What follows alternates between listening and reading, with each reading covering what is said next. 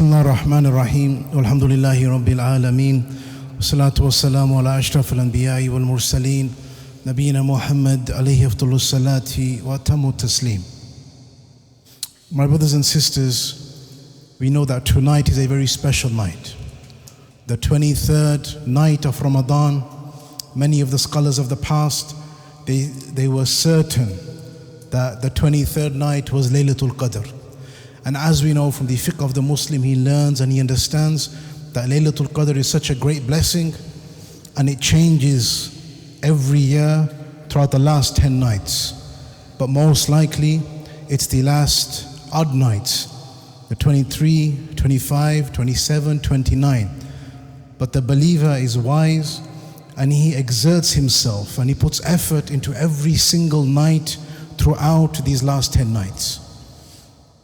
There's a hadith that I'd like to share with you that is particularly important to every single one of us. And that's the hadith of Sahih Muslim with the noble companion Abu Hurairah, may Allah be pleased with him. He said that one day the Prophet ﷺ, he taught the Sahaba a lesson of tarbiyah and a lesson of perspective. And he realigned their focus and perspective with this lesson.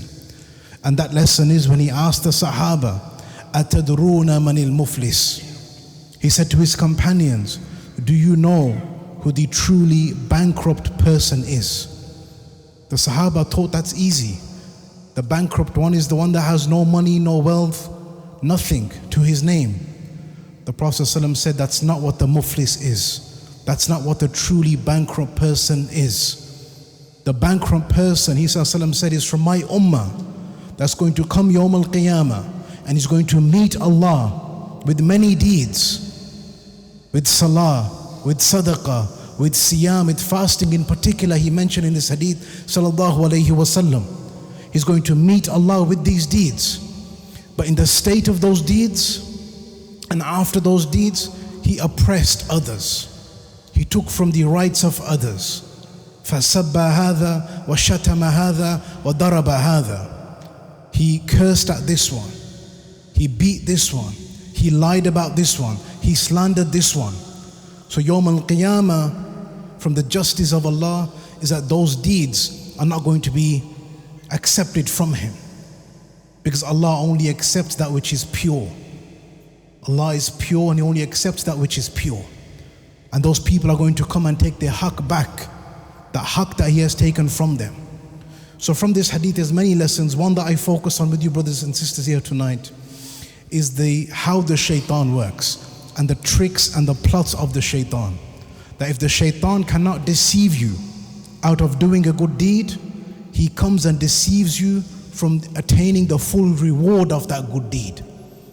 If he cannot make you miss your salah, and he knows you're definitely going to pray, he's going to come to you and make you lose the reward of salah by losing focus, for an example, where you're thinking about everything in this dunya except for our salah. So that's how the shaitan works. And when it comes to fasting, we know when we fast 30 days and we have this level of taqwa in our lives, it's supposed to be a life-changing practice for us to partake in. The Prophet ﷺ said particularly about fasting, he said, "Man lam yada' qawl az-zur wal amal bi wal jahl." Whoever does not leave off lying and sins of his speech and sins of his limbs, his actions, and ignorant behavior, فَلَيْسَ لِلَّهِ حَاجَةً أَنْ يَدَى طَعَامَهُ وَشَرَابَهُ. Then Allah has no need for him to leave off his food and his drink. And from this we learn the true fast, that fast which is beloved to Allah, that fast which has great rewards to it and helps us attain paradise and Allah's pleasure and His mercy and blessings, is that fast not just of the limb, but the fast of our soul, the fast of our senses, the fast of our emotions. That which we are looking at, the gift of sight that Allah has given us, which we are looking at whilst we are fasting. Are we refining this blessing? Are we looking at that which is beloved to Allah, that which is pleasing to Allah? Or am I looking at that which is haram? The gift of hearing, am I listening to that which is pleasing to Allah? Or am I listening to lies and backbiting and slander and other sins? the gift of speech that Allah has bestowed upon me? Am I saying that which is pleasing to Allah? Am I making His dhikr with my tongue and my heart? Am I saying good things to those Muslims around me? My wife, my children, my neighbors, my parents, my siblings?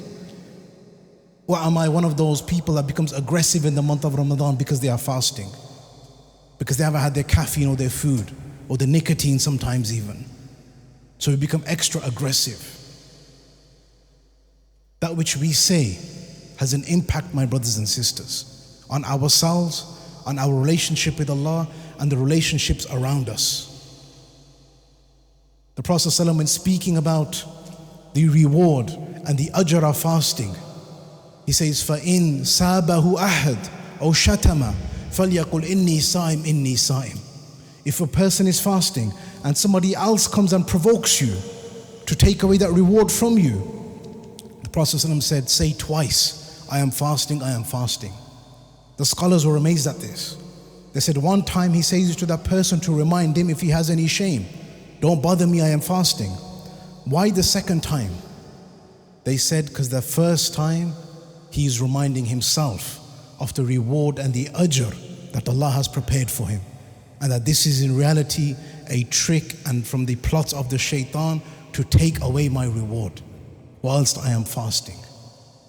So one of the purposes of us fasting is to refine our character and our iman, our behavior, our morals, our emotions, the way we react, what we see, what we hear, what we say, the impact of our actions.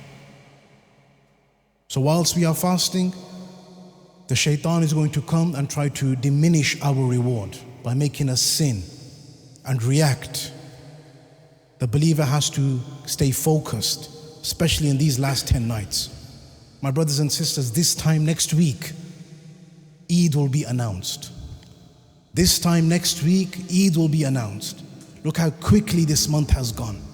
These few days that are remaining, make the most of every moment. Let this be your best Ramadan that you have had.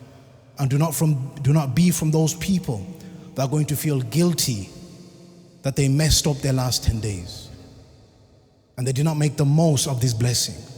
Because wallahi, nobody is promised another Ramadan. This could be our last Ramadan. So make sure it's the best one. And the last hadith I leave you with is that where the Prophet ﷺ said, إِنَّ مَلَمَالُ بِالْخَوَاتِيمِ.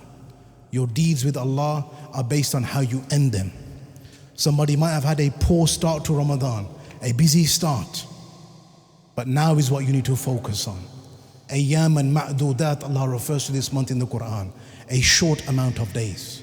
And look how quickly it is flying by. Ramadan is passing us by, so grasp it. Don't let it pass you without attaining the blessings and the mercy of Allah. Make the most of this opportunity, my brothers and sisters.